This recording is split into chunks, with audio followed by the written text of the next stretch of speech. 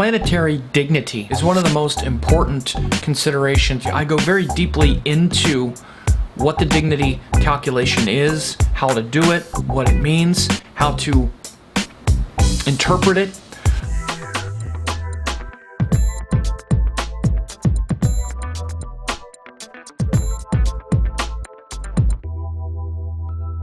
Planetary dignity is one of the most important considerations when evaluating an astrological chart. And the calculation for the dignity is a very specific thing. It's not just a general term. Unfortunately, it's thrown around very loosely oftentimes with astrology teachers or students, and it confuses people a lot. Again, it's not something that we just get to kind of make up and say the dignity is this or that, and it's based on a whole lot of factors in my system that I have figured out, and all of those kinds of things are what confuse people. The dignity calculation is actually a compound calculation. It's based on two variables. In my book, The Ascendant, 108 Planets of Vedic Astrology, I go very deeply into what the dignity calculation is, how to do it, what it means, how to interpret it, and in really evaluating things scientifically like that, you not only learn a lot about the rules of astrology and why the rules are set up the way they are and the zodiac as a holistic framework, but you also understand, particularly when you use the rules that are in Brihat Parashara Horasastra like I do in this book here, the exceptions to the rules and when the Rishi breaks the rules and why he would do that, and this shows emphasis on certain houses and all kinds of really amazing stuff. Again, there's a link below so you could get the book. It's gotten great reviews on Amazon and all that, but in this video I'm going to talk about what those rules for calculating the natural relationship and also then the dignity are. So to calculate the natural relationship, which shows you the relationship the planets have with each other, you wind up taking the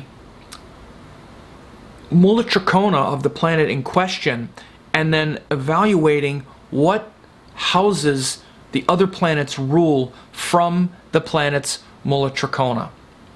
Now, the reason this is important is because it's evaluating planets in signs. So when a planet is in a certain sign, this is why the dignity is important. Because the planets have a natural relationship with each other, but then they also have a temporary relationship with each other based on how close that planet is to its ruler in the chart. So for example, what the rules are is when you have one planet that rules the 2nd, 12th, 4th, 5th, or 8th and 9th signs from another planet's Mula Trikona, those are friendly placements. All other placements are unfriendly. That would be 3, 6, 7, 10, 11. Did I miss any? All of them except, yeah, it's those 5. All of them except 2, 12, 4, 5, 8, and 9. Because the other one is the first house. So all others are unfriendly. So if a planet rules 2 friendly houses, then it's friendly toward the other. If it rules a friendly and an unfriendly, then it becomes neutral toward the other. That means when the original planet is in its sign. And if it rules 2 cruel houses, it becomes unfriendly toward that planet. And so what this means, like if you're assessing Jupiter, this means if you're assessing the planets that are friendly toward it, it means when Jupiter is in those signs. So that means when Jupiter is in, let's say, Venus's signs. If Jupiter's in Taurus or Libra. Okay, so from Jupiter's Mula Trikona, which is Sagittarius, Venus rules the 6th and 11th houses. Those are 2 unfriendly houses. So the natural relationship of Venus toward Jupiter is unfriendly. Okay? It's an enemy. It's called enemy. Let's say you're looking at Saturn. So that means when Jupiter's in Saturn's signs, naturally it would be the second and the third house, which would be neutral toward Jupiter. However, we also know that Jupiter is debilitated in Saturn's sign, and debility itself is its own separate dignity. So Saturn is technically neutral toward Jupiter, but Jupiter is debilitated in Saturn's sign of Capricorn. Let's say the moon. Okay, so the moon rules the 8th house from Saturn. I'm sorry, from Jupiter. So the moon is technically friendly toward Jupiter because, remember, it's 4, 5, 8, 9, or 2, 12. And the moon rules the 8th house from Jupiter's Mula Trikona of Sagittarius. So it would be friendly. But again, exaltation is its own dignity. Okay? So this is how you evaluate the natural relationship between planets. Okay? Let's say it's the Sun. Okay? The Mula Trikona of the Sun is Leo. So when we assess the relationship of planets when the Sun is in their sign, we have to start with the signs that the planet rules from the Sun's Mula Trikona. So let's say Mercury. Mercury rules the 2nd and the 11th. That's a positive one, or I should say a friendly one, the 2nd, and an unfriendly one, the 11th. So friendly and unfriendly is neutral. So that means when the Sun is in Virgo or Gemini, its natural relationship with the ruler is neutral. Can go one way or the other. Let's say Mars. Okay? From the Sun's Mula Trikona, Mars rules the 4th and the 9th. 4th house is friendly, 9th house is friendly. So when the Sun is in Scorpio or Aries, it's naturally in a friendly sign. So we start with that natural relationship. But then we look and see how close the ruler is to the sign in the chart we're talking about. How close it is to the planet. So let's use the example of the Sun in Mercury's sign. Okay? So the Sun in, let's say, Virgo. So let's say that the Sun is in Virgo and Mercury is in Libra. Then what happens is, even though the natural status or the natural relationship of the Sun with Mercury is neutral, because Mercury is so close by, its temporary nature is friendly in this chart. Because any planet that's in 3 signs in front or 3 signs behind any other planet becomes friendly toward it. So if you have the Sun in Virgo and Mercury is either in Libra, Scorpio, or Sagittarius, or it's in Leo, Cancer, and Gemini, it would be friendly toward it. It would be friendly. Now if it's joined, which it often is, it's also unfriendly. So when planets join, they're also enemies. So the way you do the formula is if you have friend plus friend, it becomes great friend. So if it's friendly by nature, and then it's also close by, then that's 2 friendlies, right? If it's friend and neutral, it stays friend. If it's friend and enemy, so if it's friend by nature, but then the planet is too far away, it wouldn't happen with Mercury because Mercury doesn't get that far away. But let's say that it was Mars. Okay, we'll use the example of Mars. And there's friend and enemy, then it becomes neutral. So we remember that the Sun is naturally friendly when it's in Mars-ruled signs. So we know it's exalted in Aries, but let's say it's in Scorpio. Again, exaltation and debilitation are their own dignity. We don't have to consider the natural relationship then. But it's interesting because many times planets are exalted in the signs of their enemy. especially the moon and Venus. But let's not get too complex. Let's say that the sun is in Scorpio.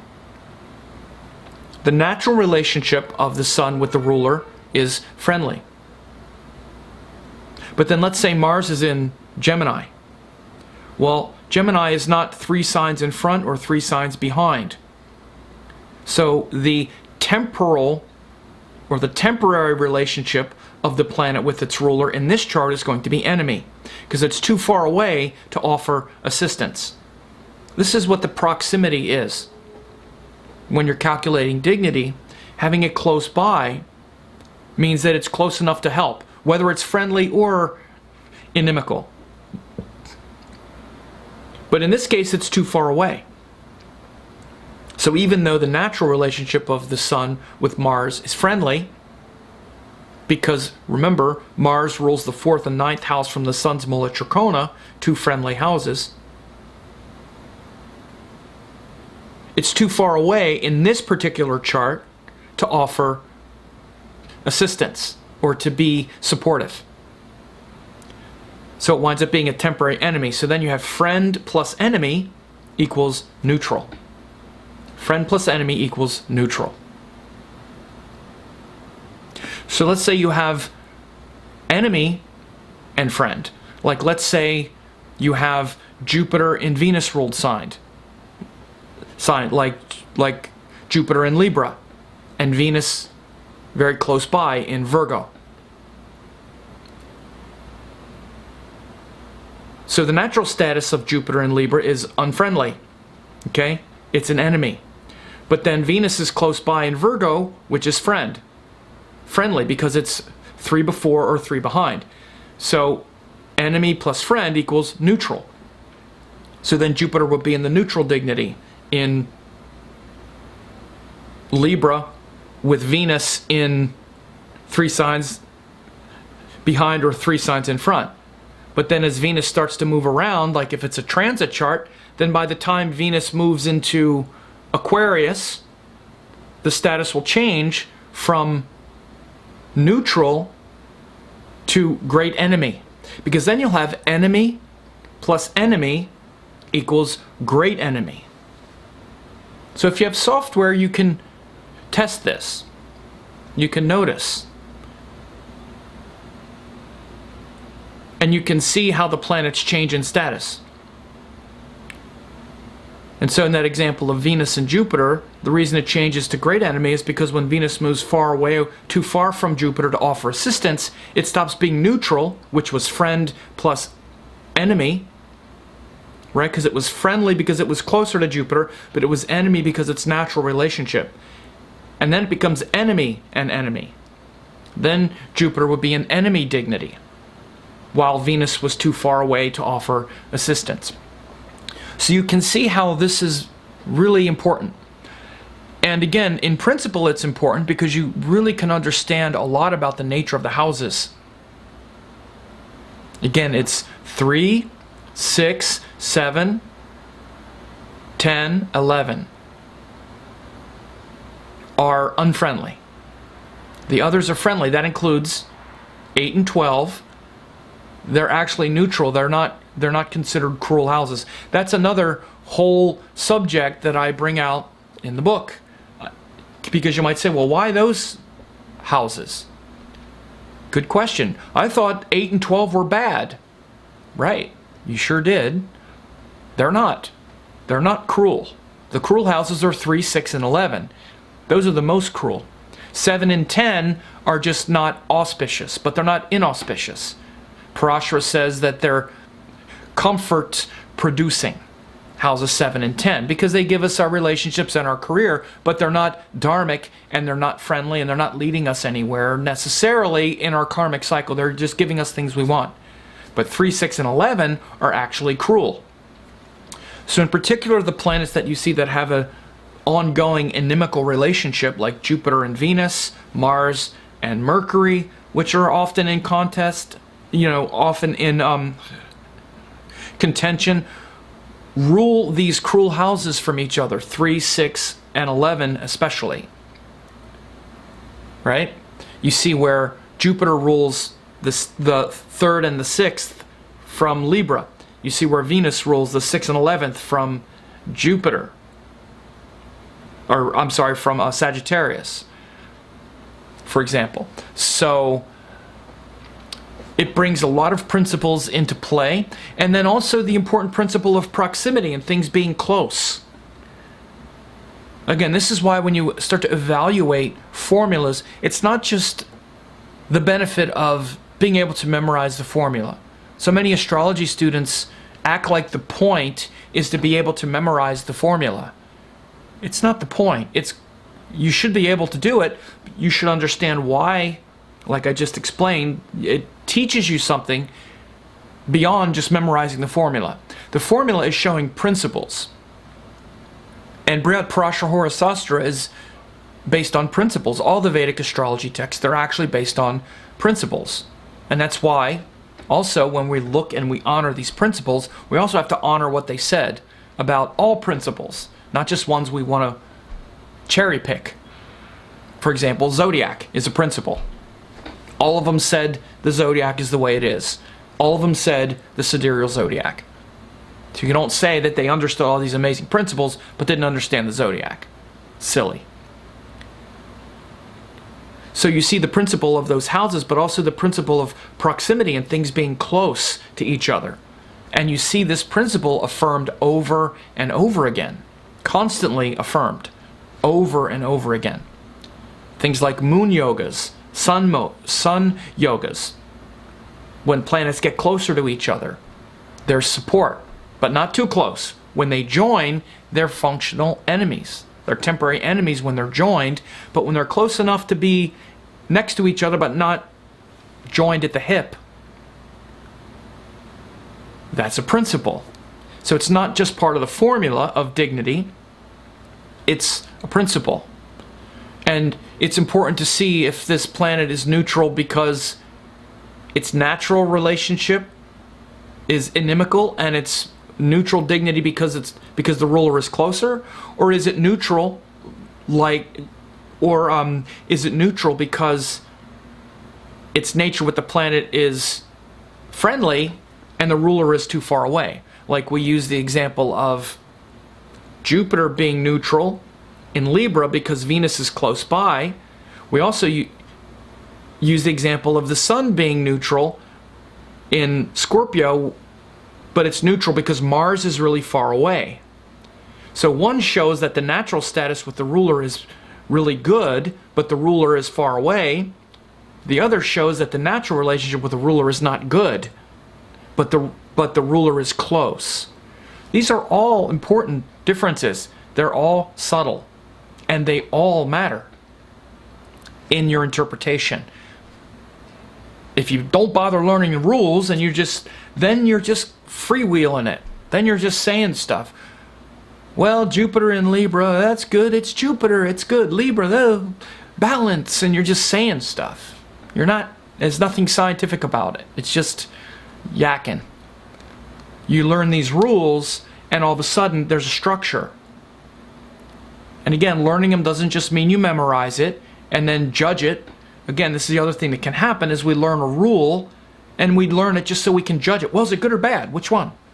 It's irrelevant. Everything is every good or bad is just a matter of degrees. Nothing is totally good, totally bad. I don't care how good it looks. I don't care if it's exalted with its ruler in the best house. Sometimes it's still bad. It's just not as bad, and it just takes a while, and the bad is something different than you would expect, so to speak. So these are little traps that we get into.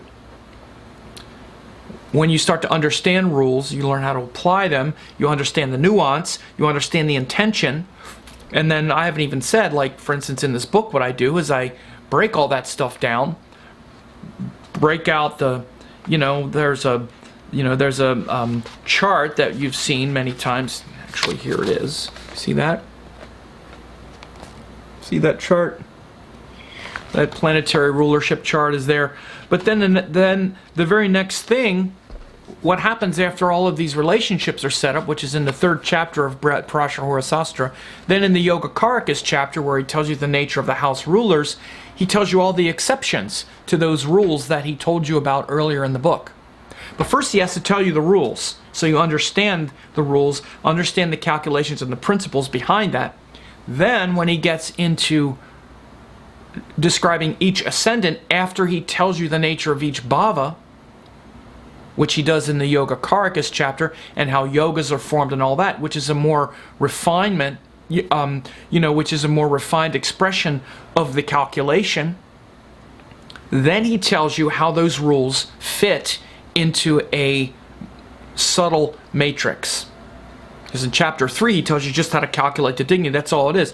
Most of Parashara, and the best part, are just calculations. It's not interpreted. You have to interpret it. If you don't know what it is, you can't interpret it. So then it's not until like 30 chapters later, I think the calculation for the dignity is chapter 3, and Yogacaricus chapter is, I believe, 34. 31 chapters later, he sort of expands upon those principles more by telling you the nature of the bhavas in a lot more detail. That's what I do in this book, actually. Is I sort of pick it up in the next chapter, in that chapter 34, where he tells you how to apply yogas and what makes karmas ripen. So after we have the dignity and we have the nature of consciousness operating in the planet, then we're going to see what gets produced by the yogas. And then we also see him refine certain rules relative to those house rulerships, and then he breaks the rules and shows you some exceptions. Those exceptions have to do with things like Marika houses, things like benefics ruling angles stop being benefic. The ruler of the exaltation Rashi is often more favored, even based on its nature and the other house that it rules. So you see the principles of how the Rishi breaks the rules that he just told you. So again, all of these things are very important for refining your intellect. And then of course you have to do research. You don't just magically come to it. Then you have to do research and see, this is how this is playing out. It was in this dasha. I see how this was mixed. I see how this actually killed the person, even though it's a functional benefic. And you often see the gentle planets, especially Venus, minimized in the literal rules of Parashara when he starts talking about each planet for each ascendant in chapter 34. So that's all for today. You don't want to poo-poo things like dignity. It's a very specific calculation, compound calculation, based on which houses one planet rules from the other's mula trikona to establish the natural relationship, then the proximity of that ruler to the planet in the chart that we're looking at. That's all dignity is. So if you see dignity being referred to any other way, it's not correct, and it's going to be confusing you. It doesn't mean what the other astrologer is saying isn't correct, but that's not dignity. Again, I teach a lot of students. I have a lot of students in my course, and I have to always be correcting them because they're saying, well, then there's an aspect, and then it's doing this, and then it's that. That's not dignity. Dignity is a simple calculation. The other things are other things. So people want to make up their systems or do that stuff. They need to be careful with the terms they're using, because that is the word for this calculation, and it's very specific to certain avashtas. The Jagrata avashtas especially have a lot to do with the dignities, and also the Deeptati avashtas. Leave that for another video.